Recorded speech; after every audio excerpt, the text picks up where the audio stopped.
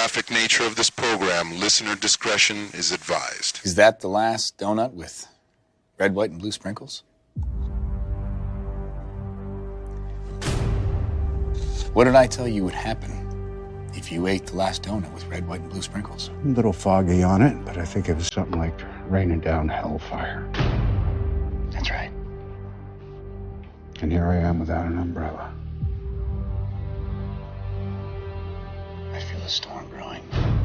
Yeah, it's just a coincidence that you were talking about the Jack and Triumph show, and I'm here. Thank you so much for having me on your podcast.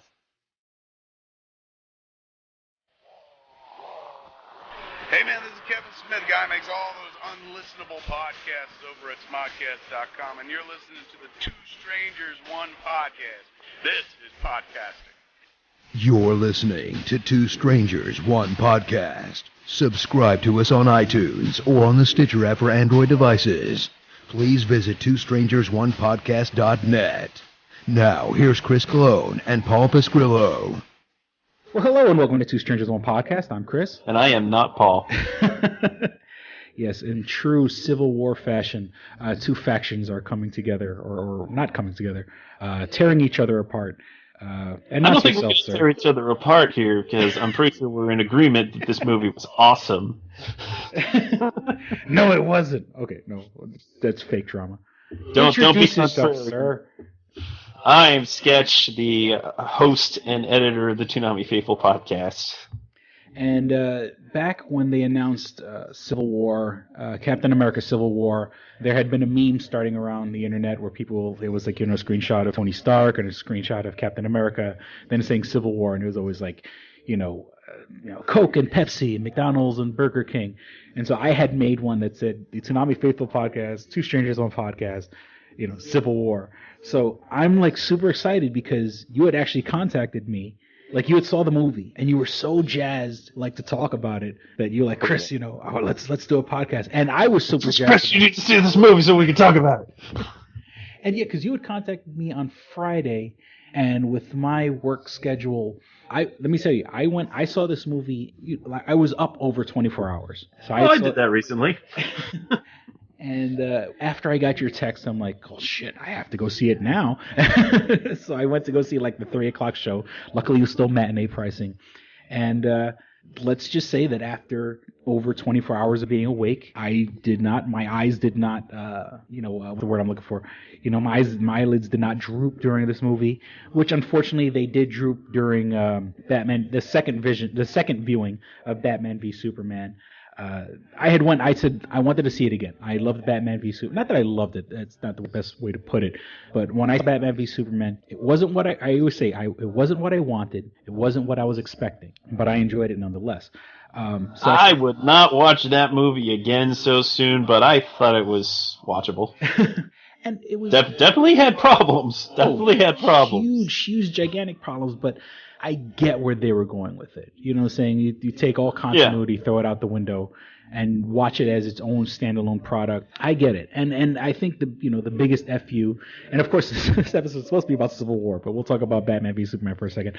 I liked the fact that that they based Lex Luthor on Max Landis. A guy who's made a career.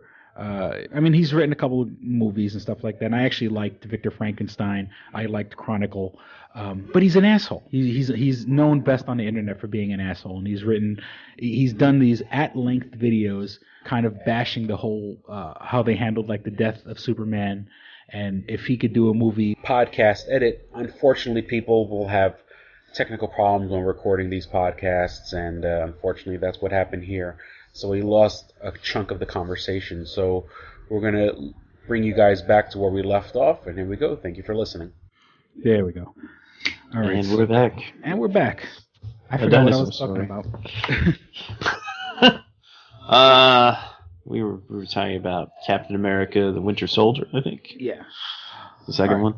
Yeah, so, okay, let me see. I totally lost my train of thought because, unfortunately, my Wi-Fi signals just totally dropped out on me. But basically, what I liked about the movie is that Captain America: Winter Soldier was not a superhero movie, not in the traditional sense. Yeah, it was a spy espionage. Almost. I mean, not that it was, not that it's anywhere like a James Bond or Bourne Ultimatum or something like that, but it is kind of Bourne-ish. Yeah, if Bourne a little bit. If Bourne had a shield that would crash into people's faces and totally defy the laws of physics. And there was not even. Yeah, there was a whole video I watched about like it totally makes no sense. If vibranium is a metal that absorbs everything, then it would not be able to bounce off things. You would just throw it and it would just clunk against whatever wall you threw it at. But you know what? Screw physics. We're talking about, a guy who took a couple of injections and became a super soldier. So, okay. So, do you want to go spoiler now that we've kind of exhausted the trilogy, or no? We should talk a bit about what we thought. Well, no. Let's give the general rundown of the third movie. Okay. Well, I guess the Sokovia Accords. Basically, it's they look at the destruction that happened because of the Avengers, and they looked at the destruction that happened because of the Avengers 2. New York, Washington D.C., Sokovia. And the government kind of steps in and says, you guys should really register yourselves because you're working outside of the law, and you should and then they go, you need to report to the United Nations, which the United Nations kind of they create a panel that would decide when and where the Avengers would operate. Yeah.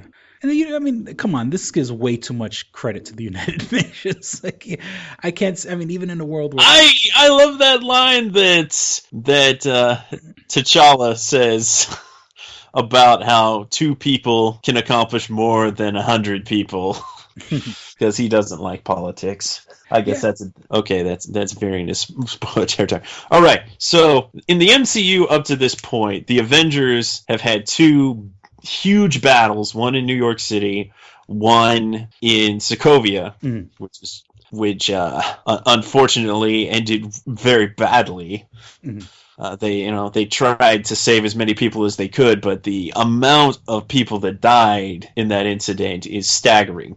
So naturally, there is some backlash to that, but what really triggers this is another incident where innocent lives were lost because the Avengers were trying to take down Crossbones, who was stealing a chemical weapon. And this is the new Avengers. And he just kind of this is the new Avengers, that we see at the end of Age of Ultron. Yeah, at the end of Age of Ultron, Iron Man has stepped down, Thor has returned to Asgard, Hulk has disappeared to who knows where. And so the new Avengers are led by Captain America, and it includes War Machine, Vision, who is created in Age of Ultron, Scarlet Witch, Wanda, who was met in Age of Ultron, and technically Hawkeye's still with them, but he retires by the time that this movie starts. And Sam Wilson, Falcon, he's in there, and I said War Machine. Which will always be Red Falcon to me. You call him Falcon all you want, he'll always be Red Falcon. But go on. Okay. Wasn't he originally just called Falcon? Once again, I wasn't it's so weird. I say I'm not into comics, but I guess I was. And whenever his character came up, it was always Red Falcon. And it's funny how they call him Falcon now, and I guess, they don't want to... I think that's something that was established maybe later on, because originally he was just Falcon, or the Falcon, and he was after Bucky, he was Captain America's sidekick for a while, and then they got billed together in Captain America and Falcon. So that connection has actually been there in the comics, which is interesting, because it kind of seems like, at least in the movie universe, he's just some other guy from the military that Captain America meets one time, is like, hey, I like you, let's hang out. And then I got this government conspiracy I can't trust everybody in S.H.I.E.L.D. You want to help me out, bro? It's like, well, I just met you, but you're Captain America, okay. You can jog and you can give directions. You can let people know that you're coming up on their left. So let me give you be my wingman. Incredible government-sponsored technology to fly because you're in the military and you're running. And now it seems like his new stuff is probably redesigned by Stark because it's definitely higher tech than what he had. Now maybe I must be going crazy because I'm sorry not to cut you off. As you know, I'm googling it and maybe I'm going crazy. I could have sworn it was always Red Falcon, and I'm like googling it and everyone has him just as Falcon. You feel like you're thinking of Red Robin, which is one of the versions of Robin. Mm-hmm. But go on. I'm sorry. Maybe for some reason I whatever. Red Falcon. So Falcon, and we've established that Falcon and Captain Rogers are they're pretty tight, particularly at this point. So they're definitely friends. And he has his new Avengers, and we've rattled off all their names. And Iron Man, he was gonna retire, but he apparently hasn't. Yeah. And now at the beginning of this movie, he's trying to do goodwill to ease his conscience. Now I love how at the end of Iron Man 3 he blows up all his suits, right? That was sort of like the big sacrifice end of Iron Man 3. Yeah. But yet, there's a suit in Age of Ultron. And he has a suit. And this one only has a suit. He has what he has like something that comes out of his wrist, like a wristwatch sort of a deal that sort of like becomes. Yeah, that's pretty neat. You've seen that in the trailers when he grabs a gun from Bucky. Mm-hmm. So he has, when he doesn't have a full suit, he at least has a pulsar that can be useful in various ways. Mm. So that's neat. He had Happy Hogan holding the briefcase, but I guess.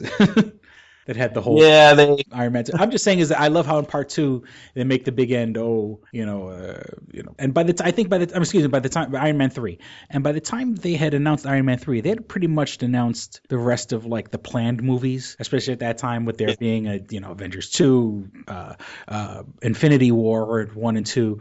We know he's coming back. So that whole sacrifice at the end of Iron Man 3 is not, he's a billionaire. Yeah, he blew up his toys. Disingenuous. Yeah. Big whoop. It's like, I destroyed all of my suits. I broke all my toys. Yeah. My girlfriend was unhappy. So go on. I'm sorry. I keep interrupting you. Right. So the general plot of this is the United Nations feel like the Avengers have been operating with no oversight, and that needs to change. So they hit him with an ultimatum, and Tony Stark, having recently been guilt-tripped by a woman, and this is one thing it has in comparison to the comic, is really it's not the same woman, but it's just another woman named, I think, Maria. I forget. Which is played by in this movie. Go on, I'm sorry.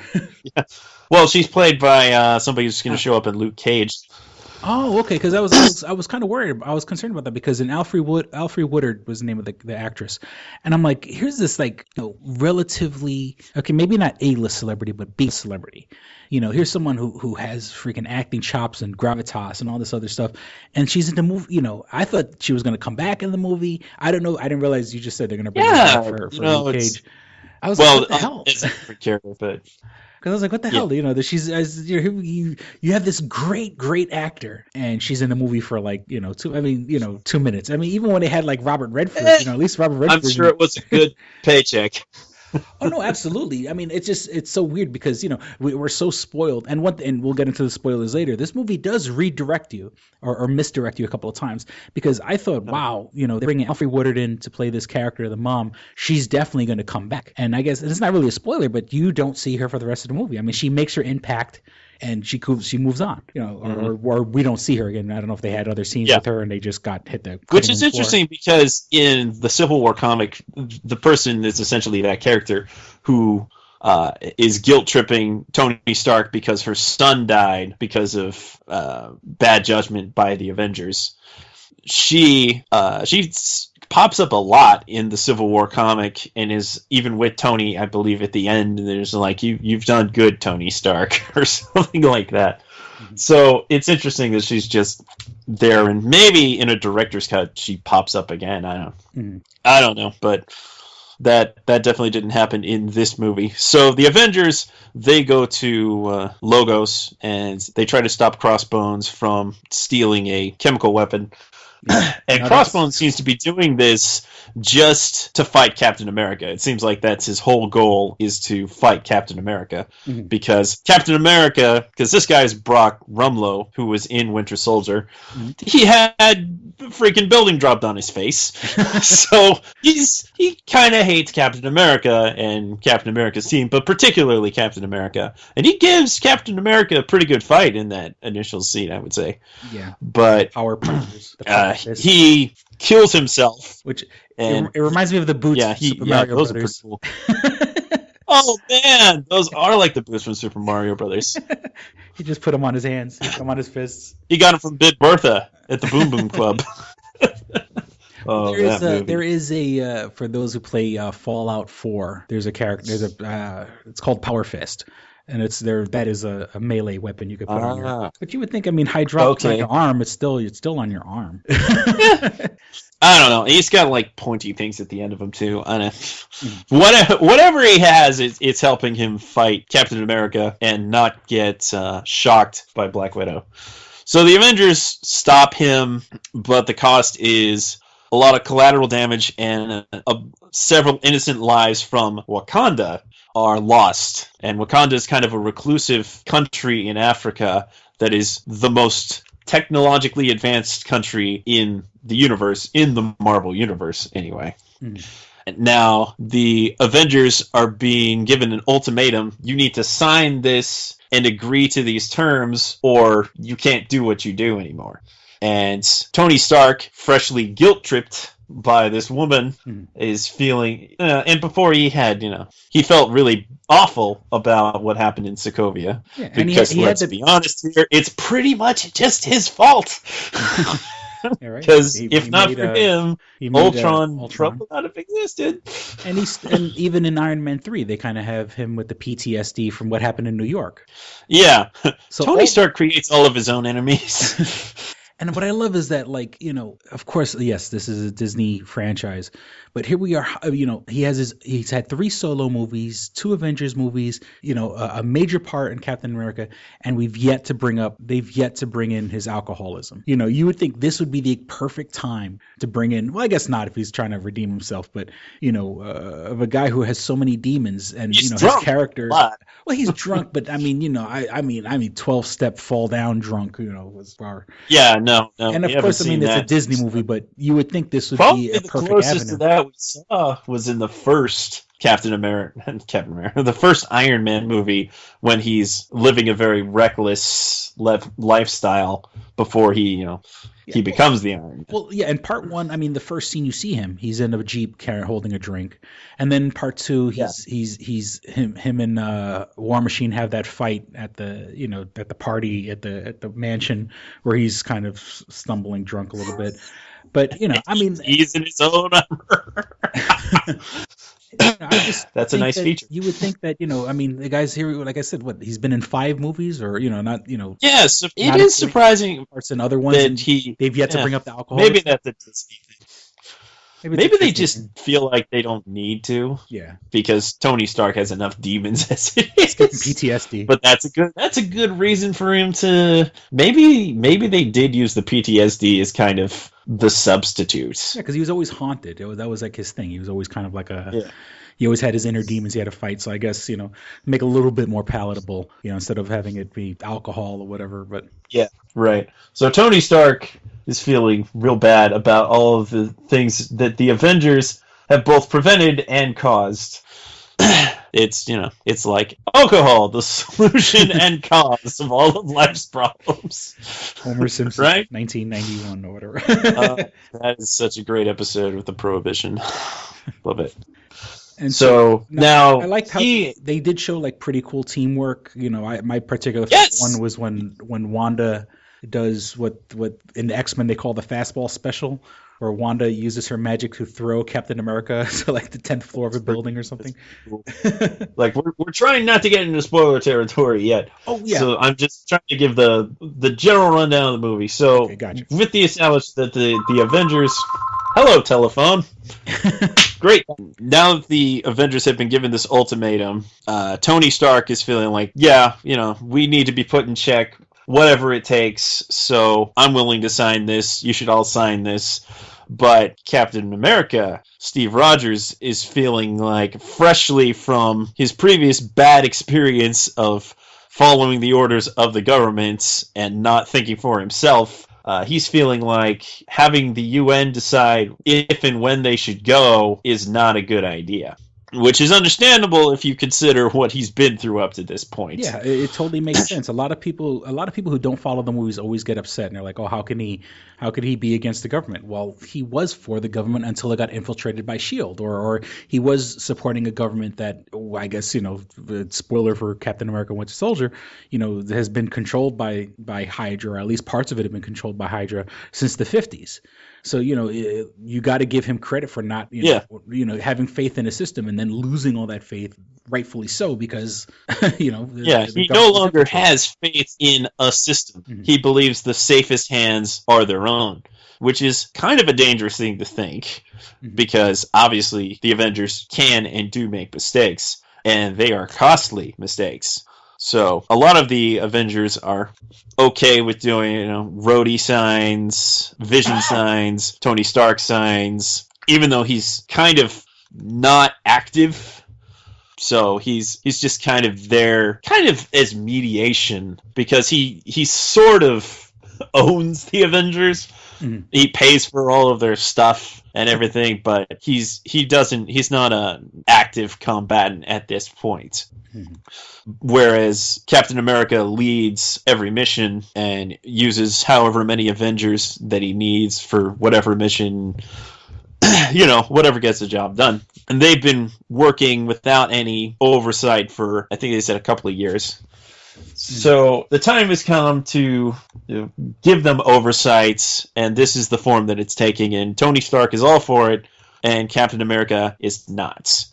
Now, this leads to many confrontations as the Black Panther gets involved for reasons that we won't go into yet. And eventually, Tony Stark gets the assistance of another superhero, and these two characters are introduced to the Marvel film universe through this movie. And I have to say, they did an excellent job of introducing both without beating us over with backstory. Yes. Which is very important, because obviously these characters are going to get their solo movies, in which case they can give you all that backstory. But you got the gist of these characters, you understood their motivations, you saw their personalities. Yeah, but I could honestly say that I am excited about seeing both movies. Obviously Spider-Man. Absolutely. Oh man, I cannot wait. Spider-Man's been done to death, and I'm kind of glad that they didn't, it's not really, and it's not spoilers. We did not see one radioactive spider in this movie, nor do I think we need to, and nor do I think we're going to in the Sony movie. I think it's given us a good enough jump-off point where they understand, Marvel understands what other studios don't seem to understand, where you don't have to spoon-feed an origin story yet a third time, Batman v Superman, and with Black Panther, once again, you can easily veer now with this movie. You can easily veer off into the next Black Panther movie without touching at all about the hits. Of course, there's going to be plenty of what's the word I'm looking for? What's the word? When you talk about stuff in the past while trying to make it sound like you're talking about something current. Flashbacks, and I mean, it's on the tip of my tongue and it's killing me. Exposition. You don't. I mean, of course, I'm pretty sure there's gonna be plenty of exposition in Black Panther, but it's given us a good, solid jumping off point where you can have a Black Panther movie without having, whatever happened to, little T'Challa, whatever. So. Mm-hmm. So thank God. Yeah, exactly. So, can't talk today. All right.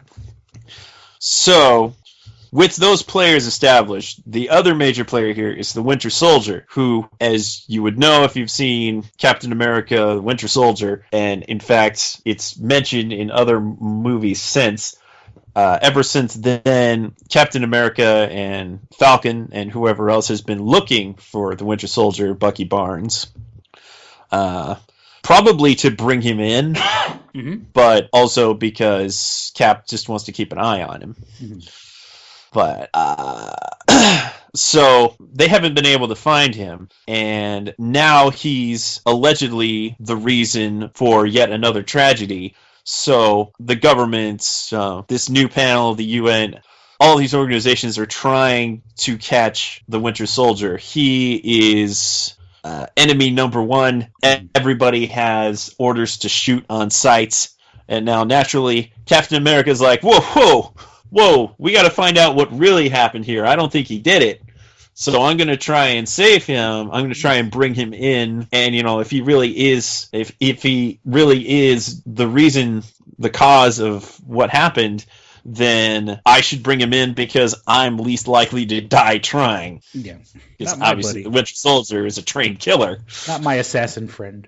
Not my assassin friend. I'm going to bring him in. He's not a killer. The very, very first moment of this movie takes us back to 1991, where the Winter Soldier had a particular mission that relates to everything else that happens. So I won't get into that yet. But naturally, the Winter Soldier had many missions while he was under the control of Hydra, and many things to regret, but... can you really hold him accountable to those things? Because some would say yes, some would say maybe. Because apparently most would say he at least should be incarcerated. Because they keep he's a danger to himself and everyone else. So yeah. I mean, obviously they've perfected cryogenic freezing because they freeze him and they bring him back. He runs a mission and they throw him back in the freezer. He comes back. Apparently he's been doing this was an ongoing thing. He wasn't just frozen all this time. He's they defrost him. They he handles his mission. Then they pop him back in the freezer, and it's like, I don't know. Exactly. Apparently there's no long-term effects of being frozen and refrozen. So the whole world is seriously. This episode of Two Strangers, One Podcast is brought to you by Comics Etc., 1115 East Main and North Goodman at the Hungerford Building, door number 8. Find out more information at comicsetc.biz or like them on Facebook at facebook.com/comicsetc1. Click and Hit, enhancing the experience for all recreational smokers. Click and Hit is a one-handed portable vaporizer. This smoking pipe has a compact 4-stage design, complete with a built-in, windproof, butane refillable torch lighter. The large burn chamber holds your stash of legal herb or pipe tobacco. Click the button to ignite and inhale as usual. When you are done, put it back in your pocket for later. Smoke anytime with the touch of a button. No more carrying around grinders and tins.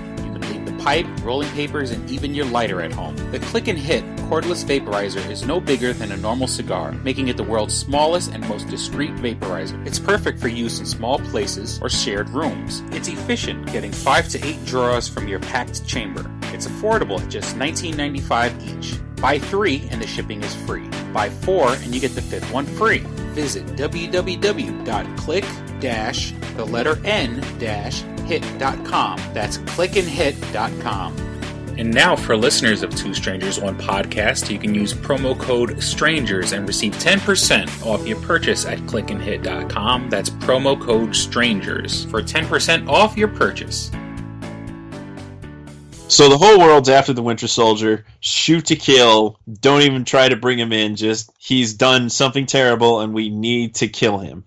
And Captain America wants to at least figure out what's going on. So he goes, once again, and this, flushes Bucky out, and he's able to find him finally. And now some of these heroes are on one side, and some of these heroes are on the other sides. And it's very complicated, and there's a lot of gray, but everybody believes that they're very right in whatever side they are on.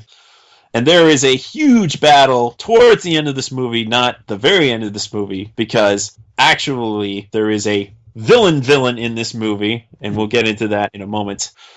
Yeah, it's kind of hard to go on. It's hard to go past this point without getting into spoilers, in my opinion. So here's the rundown. Fantastic action, great character dynamics. They nail all of these characters. The introduction of Black Panther and Spider-Man are so solid.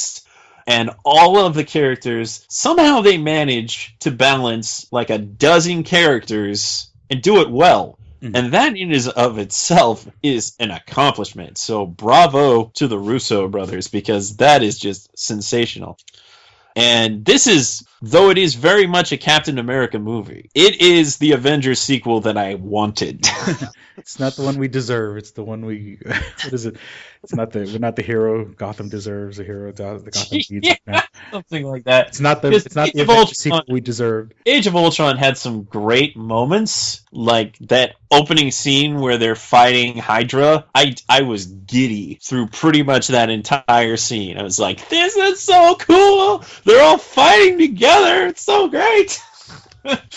But it also had a decent amount of problems. It's a fun watch, and it's essential because this is definitely a sequel to that. And if you haven't seen that one, you're going to be a little lost. Yeah, I mean, you should probably see. I mean, I think the required viewing would be Avengers, Age of Ultron, Captain America, Winter Soldier, and then this. I think those are the. I mean, obviously, you should watch all. You should have seen all of them by now, but that's sort of the required. You probably should see one or two of the Iron Man movies because it's very important to understand where Tony Stark is coming from and where Steve Rogers is coming from, because that really is the reason why it works. If you just decide to put them on opposite sides and not really lead up to it, it doesn't work, as we could say about some other movies. So, yeah, at this point, I'm going to say, I loved it. You loved it? I loved it. I do have to say, and it's funny, this is a true sequel, true Avengers sequel, because like the first Avengers, the beginning was... the second half of the movie makes up for the first half of the movie, and that's how I felt much about the Avengers. As much as I love these Marvel movies and I love the Avengers movies, I think it's safe to say the first half is a little boring, or not boring. That's not the right word, but just like, stuff could have been cut. And, then the second half makes up for it all. It's sort of like, you have to eat your vegetables before you get to the ice cream, and I get that, and I loved it. It's in my opinion, it's the best Marvel movie to date. I agree. Especially and exactly like you said, to juggle so many plates, to have so much stuff going on, where you have characters, characters that, a character like Iron Man who's already been in 5 movies, then introducing Black Panther and Spider-Man, which, and making them compelling enough that we want to come back and see those characters again. It's a phenomenal feat, and much props to Marvel and Disney and the Russo brothers and everyone involved to make such a incredible movie. Like I said, it's eating your vegetables to get scream. And the beginning is a little slow, but then once it picks up, oh Jesus Christ, it's so good. Oh, so yeah. Definitely a see it, or 9 out of 10 or something like that. I saw it twice. I plan on seeing it again. I'm just sort of busy and broke. And that's usually the reason why I don't see a movie again. But I haven't been as compelled to watch a Marvel movie again immediately after seeing it since in a while. I think I kind of felt that way about Winter Soldier, but at the same time I felt like, I could wait. Yeah. Definitely did not feel like watching Age of Ultron immediately after seeing it. Ant-Man, maybe, because Ant-Man was a lot of fun. Yeah. And Guardians of the Galaxy was also a lot of fun. But this movie was like, oh man, that was so good. I need to see it again right now. So I did. The next day I caught a matinee, because also I saw it in 3D the first time because my friend bought the tickets and that was just the only thing he could get. So yeah, as far as 3D movies go, like 3D stops working for me pretty much immediately. So it does nothing for me. But it didn't detract from the movie per se, because the action is so well filmed. There's like no shaky cam, none of that action movie trope bullshit that is in so many action movies that, like, if you watch a freaking Transformers movie, you don't know what's happening, and it's really annoying. You watch this movie, you're like, okay, I can see everything that's going on here. It's all very clear. The camera movement isn't jagged. It's all good. It's smooth. You know, it's not as perfect as seeing it, firsthand, but it's all very well filmed. So you have great casting, great acting, just phenomenal performances from all the people involved.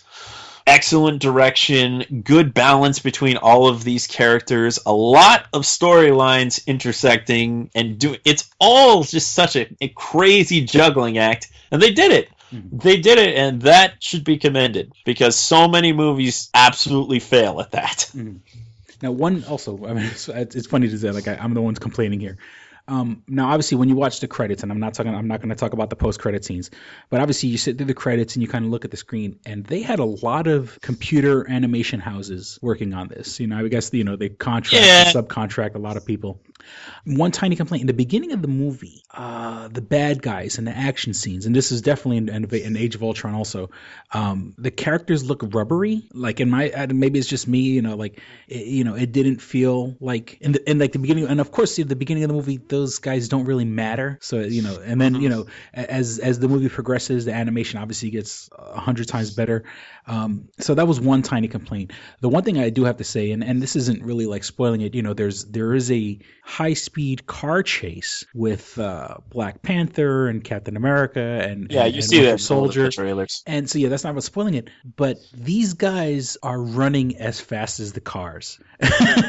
And I do have to give whoever did that animation credit, because it didn't look cheesy. It looked like human beings running as fast as cars. And I got to give, for some reason there's another thing, we'll get into spoilers, another part that I really, really liked. But as for like not practical, it's not the right word. As for the digital effects, in the beginning, things looked rubbery, but when it got to time to like people running as fast as cars, I dug that. I put special props for that scene. I didn't even think about that, but yeah, that is.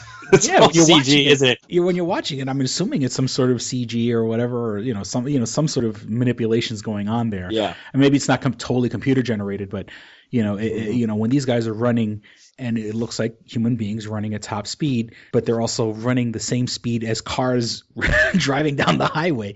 As far as pretty cool. Advertising goes, they had a car advertisement that played out that scene, and they played it out from the perspective of, I don't remember which company it did, but they played out from this perspective of a family in a vehicle during that car chase. Oh, I'm seeing all of that happen. It's so really okay.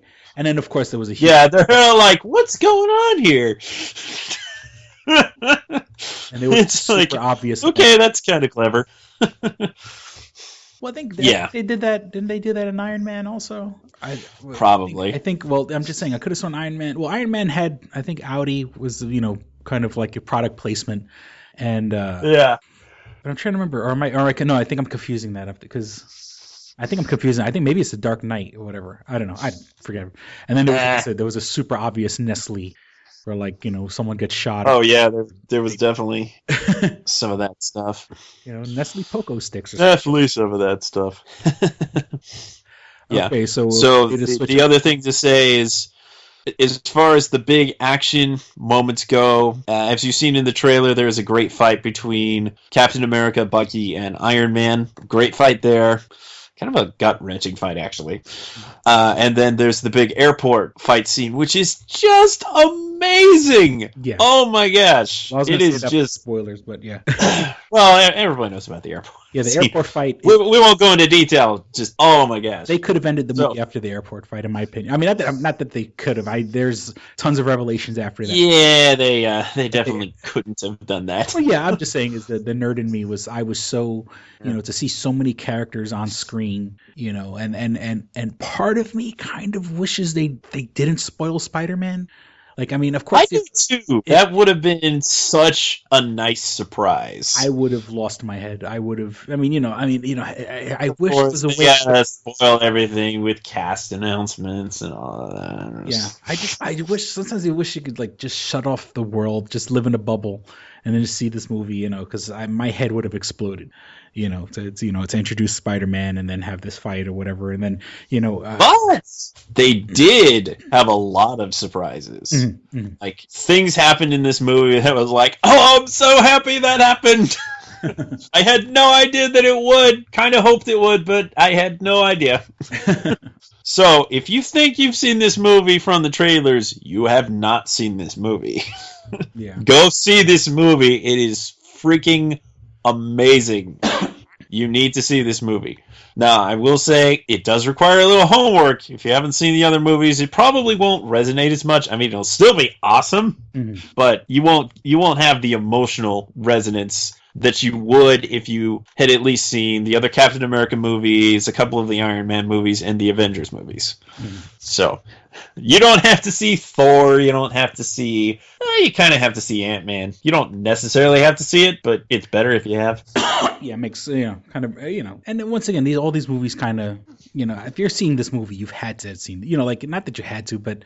I think if you're listening to this podcast, you've had to watch all these movies. If you're listening to this podcast and you have not seen these movies, and turn in your Geek credit card, whatever. I think now we can say fantastic movie, very entertaining, very fun, good drama too. So it's the whole package, man. We both agree it's the best Marvel movie yet, and it makes me very excited that the Russo brothers are going to be doing Infinity War.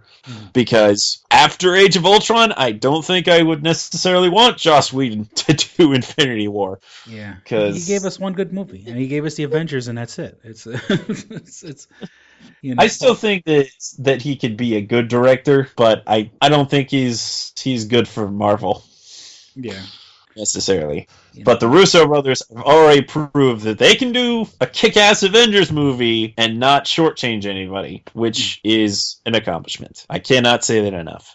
And now I think we can get into spoilers. Spoilers. I'm gonna let you start.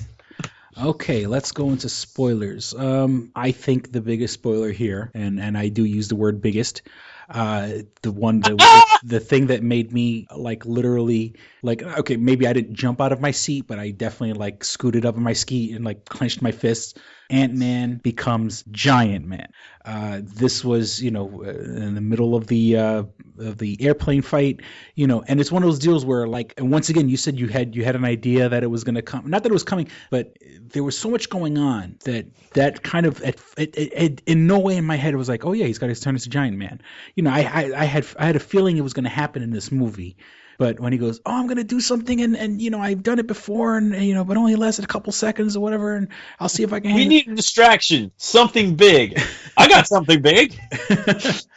Let me say, Ant-Man is so good in this movie.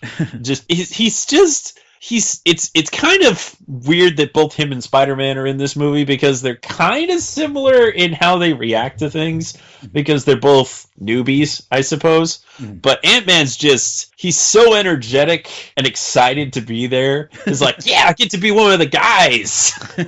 Hey, I know you know a lot of super people, so thanks for thinking of me. Yeah. When he first shows up and he sees Captain America, he's like, Captain America! You're amazing! He looks over to Scarlet Witch. You're cool too! Oh, hey man! Sorry about that time before. And Falcon calls him Tic Tac, which is funny. Yeah, because at the end of Ant-Man is when they tease that scene from Captain America: Winter Soldier. I know a guy who knows a guy who knows a guy. And he says yes. And I'll be honest. I honestly thought Ant-Man was going to show up sooner in this movie. The whole time I'm like, where's Ant-Man? Where's Ant-Man? I know he's in this movie. And I'll be honest with you, and I liked Ant-Man. I really did. I don't like Paul Rudd, and that's just me. That's just that's my own personal thing. I think he's annoying and irritating. Although I liked Ant-Man, and I liked his role here in Civil War. This is the first time I can honestly say I've ever wanted more Paul Rudd in the movie. Even in his own movie, I'd rather have more of the Spanish character. I forgot the actor's name.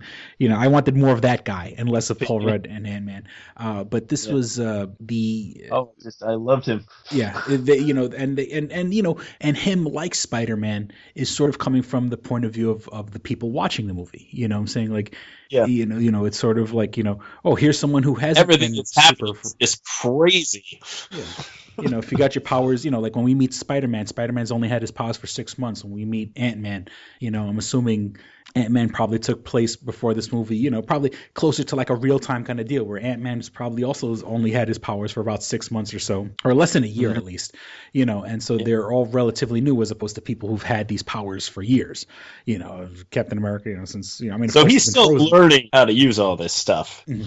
And he makes some amusing mistakes, like when he throws the little truck. He tells Captain America to throw the little truck and throw the thing that makes things larger, and then it explodes in War Machine's face. And he's like, "Oh, I thought that was a water truck." Smart on Cap to have Ant-Man hiding in his shield, right? That was really smart. And then the scene with Hawkeye, when he's on Hawkeye's Arrow, straight out of the comics. Yeah, straight out of the comics. Okay, Arrow guy, I'm ready. Who is talking? It's your conscience. We don't speak very often. And Iron Man has a way to flush Ant-Man out of his suit, which ones him up on Falcon's armor for sure. And also, let's talk about Falcon. Falcon is fighting Iron Man and War Machine, and Falcon has like tech, but he doesn't have an armored suit. That seems really reckless. It's just the guy with the wings. That's it, and a jetpack. Bird costume. Really? Your receipt for a bird costume. And one thing I did like is that they brought in, I guess that's probably why I was thinking about Red Falcon. They bring in the character Red Wing, which in the comics is Red Falcon's actual Falcon. Yeah, who he could talk to telepathically. But now it's all technology. They made it a drone. And, in this day and age, like I wouldn't have put that two together. I wouldn't have said, okay, let's ditch the bird and make it a drone. In this day and age of like so much drone fear or whatever the case may be, that's there's and it's smart and it's or relatively smart, and it could do reconnaissance and stuff like that. Of course, and you wouldn't bring an actual Falcon to fight people shooting missiles. So why not have a drone? Yeah. So I dug that. That was kind of cool what they did with the Red Falcon. Okay, let me see what other things I liked. I mean, Spider-Man. When Tony Stark goes to Queens. Now, I loved it when he was talking with Peter in his room, and he's like, "Why do you do this?" And, he kind of gives you the gist of Peter Parker's character, and anybody who compares him to Andrew Garfield's Amazing Spider-Man is just no. The Peter Parkers there are night and day. That Peter Parker was too cool to be Peter Parker. He was despite Edward being Cullen. relatively mute. It was Twilight Spider-Man. This Peter Parker is Peter Parker, and he actually sounds like he's from Queens, which is something that they haven't really done before. Yeah, and I love Spider-Man interacting with these other characters. The time that he interacts with Captain America, I love that. His little conversation with Tony Stark, love that. His fight with Falcon and Bucky, which, by the way, Falcon and Bucky, where's the buddy cop movie of Falcon and Bucky? I want it right now. Move the seat up. So, no. I mean, there was there was a lot of speculation that Captain America would not die in this movie, but be taken out in some way, shape, or form. Yeah, and then because Bucky's been Captain America in the comics, and so has Sam Wilson now is Captain America in the comics. So either could happen or both. Yeah, that would be an interesting how you could hypothetically you can't have a Captain America 4 where something bad happens to Cap and then Sam and Bucky fight for the mantle, or for the lack of not fight, but there'll be some sort of one-upsmanship or whatever it's called. But one thing I got to say about that Spider-Man fight is one thing we haven't seen, and don't be wrong, I love the Sam Raimi, 1 and 2, the first two Sam Raimi Spider-Man movies.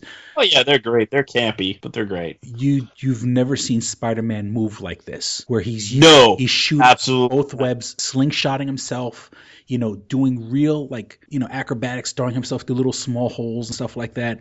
It's all CG, but it looks so good. Yeah, but I'm saying you've never seen that fighting style where he's slingshotting himself everywhere, like a spider too. And Black Panther moved like a cat. Oh yeah. I mean. So you like it? What? It's cat costume. Now, the one thing I like, just after freaking, do we have to have another Brit playing an American character? Because Spider-Man is played by the kid's British. Yeah.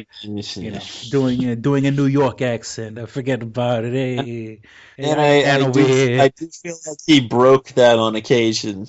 But whatever. The performance is so good overall. Hey, Iron Man, have a bagel. Hey, forget about it. So, but forget about it. Now, one thing I noticed is that, of course, Iron Man had a lot of chemistry with Spider-Man. Obviously they've announced that that Iron Man is going to be in the Sony, Homecoming, Sony's, which is basically Marvel's making the movie and letting Sony distribute it. That's basically what's going on. Marvel's going to do all the heavy lifting, and Sony's just going to cash a check. That's good. That's one thing I'm a little concerned about, because the Russo brothers are not doing that Spider-Man movie. Mm-hmm. So, but I'm saying, if I understand it correctly, it's basically Marvel's making the movie, and Sony's just going to cash the check, which I hope they do. Now, one thing is that if you remember, in Iron Man 3, Iron Man took to this young boy or whatever and was sort of seeing him as like a student, like a mentor, mentee kind of deal. And that went nowhere. You know what I'm saying? Like that nothing, nothing cares. No one cares about that kid. If I didn't bring it up, you would have probably never mentioned that kid or whatever. Like, now we finally see a real comparison as opposed to some kid walking around in a garage, where we do see a mentor, mentee, Spider-Man, where, we could easily see how Tony Stark is going to be an integral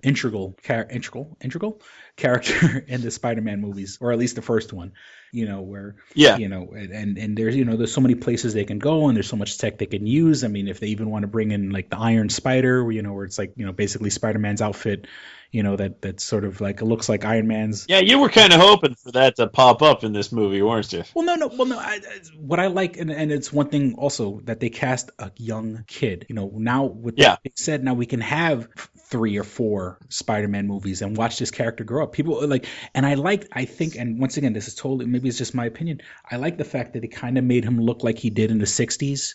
And so I think as the movies progress, as in all these movies do, every movie kind of redesigns every character's costume. We're going to see him look more like the modern Spider-Man. So why not start him out as the corny Stan Lee, Spider-Man and his amazing friends? That kind of corny looking Spider-Man. It's very Steve Ditko looking. Yeah. And what a great way to do it. Then we could progress to Jim Lee. We could progress to what's the guy? I'm drawing a blank. Todd McFarlane. We could progress to those kind of Spider-Man, because and it's in my opinion, I'm super excited because we have this young kid. We can have a 2, 3, and 4, and and in my mind, growing up, Spider-Man was always a high school student. So at least in the first movie, he's going to be in high school. And it's called Homecoming for a reason. It's going to take place in high school, or high school is going to be an integral part of it. So I'm super excited about that. Now, just letting you know, it's right around the time I may have to get kicked out of this office, so we may have to cut this short. So as soon as that is regrettable. Maybe we'll have to reconvene at another time. So, I kind of wanted to talk more about the plot of the movie, but probably better for people to just experience that. And I apologize, I've probably spoiled a lot of really great lines, but you won't know when they're coming. So the actual plot of this movie, Bucky gets framed essentially, and there's a reason for that, and it's all Okay, so he goes to see that one Hydra agent, and he tries to get information out of him. If that one Hydra agent had just been like, yeah, sure, I'll tell you about the case file, a lot of this stuff wouldn't have happened, which I suppose would be a less compelling movie, but definitely could have shaved some runtime off. Yeah. But then we would have gotten Black Panther. Yeah. Well, I mean, he probably still would have gotten involved in some way. Also, the reason why Black Panther gets involved, I saw that coming a mile away. As soon as that character showed up at the UN thing, I was like, this thing's about to blow up, so he's gonna die. Yeah. Would totally saw that telegram. And honestly, the big twist of because the bad guy's trying to split up the Avengers. That's his whole plot. And this is the movie's version of Zemo, who is a very different version than you have ever seen in the comics. But he's just a guy from Sokovia who wants the Avengers to split up because, and he reasons, many very powerful men have tried to destroy the Avengers and failed. The only thing that can destroy the Avengers is the Avengers. And I feel this is kind of also a statement that more or less proves that all Marvel movies, except for ones involving Loki, all the villains are just not very good. Yeah. Kind of the weakest point of Red Skull was great, but I feel like they underutilized him. Well, to bring back a line that you said, that Captain America says, "I'm the only one that can get Bucky because I'm the only one who won't get killed doing it." So the only person you can send to stop the Avengers are other Avengers. Turn them against each other. Exactly, and that's why you have this moment where they're all fighting, and it's great. But the whole point is to make the Avengers split up, and he does that with revealing something to one of the Avengers, and it all relates to a previous mission of the Winter Soldier. So I don't necessarily need to spoil any more of that. Just go see the movie. It's freaking great. Maybe we will reconvene and talk more about what we thought about it, but I think we hit the highlights. Yeah. So why don't you let the people know how they can reach you, Sketch? You can find me on Twitter at Sketch1984. You can listen to my podcast, the Toonami Faithful Podcast. You can find it on iTunes, Stitcher, or you can go to ToonamiFaithful.com and podcast.ToonamiFaithful.com to listen to it there. And you can also ask me questions on ask.fm/Sketch1984. I will answer pretty much any kind of question, except for particularly rude ones, but sometimes I'll answer the rude ones if I feel mean.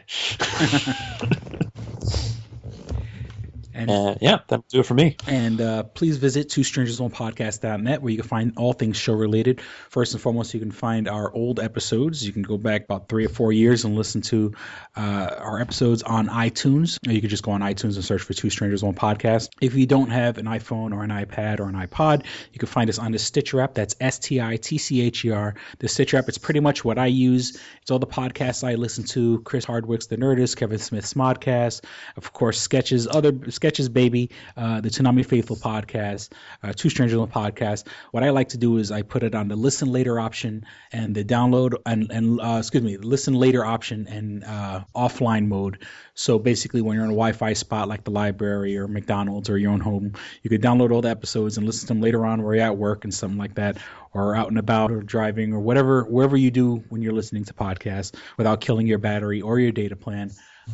We're on Facebook at facebook.com/twostrangersonepodcast. Of course, we want your money. We need your money. But if you can't do that, just takes 2 seconds to share and like this episode on your page. Like us, share this particular episode in general. If stuff like that, it would definitely be very supportive. If you want to reach out to us, you can reach out to us at twostrangersonepodcast@gmail.com. That's all spelled out, twostrangersonepodcast@gmail.com. Write us anything. If you want to see more of Sketch on the show, I definitely like it. And I do all the hard. I'll do all. Well, I'm definitely coming back for Ninja Turtles because the nerd rage is evident. Actually, I think I'm going to like this one. I don't think it's going to be a great movie, but I think I will enjoy it because you got Bebop, Rocksteady, Krang, and Casey Jones. It seems like and Casey Jones. And though the plot's probably going to be pretty stupid, it at least seems like they know what they're doing this time. So I don't think I'm going to hate this one nearly as much as I hated the first one. And I loathe that movie. The nerds have spoken. And also one of the things that would definitely help the show and is you can listen to old episodes. The old episodes that you can't find on iTunes, you could find on YouTube. Just go on YouTube and search for Two Strangers One Podcast. All the older episodes, and we run out of space on the server, I throw it up on YouTube. And then I do my own personal stranger vlogs. So that, sort of like just little snippets here and there. I as we were recording this, I just put one up earlier today on the 11th of May. So check that out. Watch the videos. I can't tell you to click on the links for the advertisers, but if you did that, it would certainly help. We certainly hope you guys enjoyed listening and had as much fun as we did recording. Thank you for listening to Two Strangers One Podcast. I'm Chris. And I'm Sketch. Don't be a stranger. Peace. We're out. Bye. Stranger danger. You should be fapping. Way ahead of you. All right, here we go, man. Go ahead. You want to read Double Jackpot. What is it? It is a self-published book by Christopher Cologne. Chris Cologne? Smells good to me. But look at her. That broke that fucking cold little exterior. He's like, hee. But it is spelled Colon. Him punny. But Double Jackpot is a book about a comic book artist, Eric, who is in a loveless relationship with a materialistic I feel you, Eric. Lynette. Oh, fucking. Are you sure I didn't write this? Sounds hauntingly familiar. He starts cheating on his girlfriend with a more creatively supportive woman, Nadia. Well, I got to meet her. Where's the Nadia? There's your summer girlfriend. Summer Nadia is Nadia. Nadia? Yeah, I think Nadia is spelled with an A. All right. Both Lynette and Nadia play the double jackpot, the largest payout in lotto history, much like the recent Powerball. Both girls play his birth date as the winning numbers. Eric is now stuck between two of the country's richest women. Who will he choose? It's not that simple. This is a clever fucking idea, man. Is. Look at her. Fucking, she's impressed. I am. She got some summer reading. Christopher Cologne smells real lovely with an original idea. This is. I've never heard this before. I haven't either. This is a self-published book, much in the indie spirit as Kev's Clerks. Oh, you don't even need to name check me. This is just a good idea. You could stand on your own, man. You don't even have to be like, hey, remember Clerks? This is nothing like that. This is way more original than Clerks. This is a good idea, man. Why didn't I think of this? I need something to read.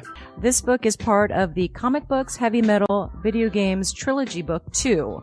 Odd I See, A Tale from the Road, coming soon. Right on, man. It's part of a trilogy. This is the first part. Way to write, man. He's seeking a literary agent. Motherfuckers, anybody out there? There ain't no literary agents listening to this show, I assure you, sure. Sure. I assure you, sure. But somebody know a literary agent? Hook a motherfucker up! Chris Cologne come up with an original idea. I should tell Raskin. That's a good fucking idea, to be honest with you. That's a fucking rom-com right there. Megan, get Raskin on the phone. Isn't it possible to get Raskin on the phone? No? Yeah. I want to run it past him, man. And if it happens, I get a taste, Chris Cologne. I get a whiff, if you will. The book could also be ordered on www.lulu.com. That's lulu.com. I understand that. I just want to spell it out. Normally one says it that spells it. Still, lulu.com. What is that? Do you know what it is? I don't know. All right. The book could also be ordered on www.lulu.com. Search for Double Jackpot Christopher Cologne. A paperback version of the book is $15 and a PDF file is only $5. $5 is Yeah. insanely inexpensive. 15 is not even that bad for a paperback version. No. This is $1 million idea right here. Like a movie about a dude who fucking is stuck between two chicks, both of who play his birthday and win the lottery. Come on! I can see that trailer. Chris Cologne is on to something. Nobody else can smell it but me. I'll read it. Thank you. I'm going to make that smelly joke. I know. You're trying to get me to laugh again. It worked once. Double Jackpot is a self-published book by Chris Cologne, man. It's the first book in his Comic Books, Heavy Metal, Video Games trilogy. Book 2, Odd I See, A Tale from the Road, should be coming out soon. Get all the information at Chris Cologne, like a motherfucker. I will his totally book, read this. Double Jackpot. I'm serious. I'm going to recommend that to fucking Raskin. How is that not a movie? You know what I'm saying? This could be a sexy movie. You could do an R-rated version. There could be nudity in it, and you could show them fucking both chicks. Maybe a little penetration. Maybe a butthole shot. No butthole, no care. I would like to formally apologize to Christopher Cologne. No, sex sells. Chris Cologne will appreciate that. He's like, thanks for throwing a few buttholes in there, man. Don't forget to check out twostrangersonepodcast.net, your one-stop resource for everything show-related. You can find links to subscribe to us on iTunes or on Stitcher. You could also find links to buy my book, Double Jackpot, on twostrangersonepodcast.net. Fuck you, fuck you, fuck you. You're cool. And fuck you, I'm out.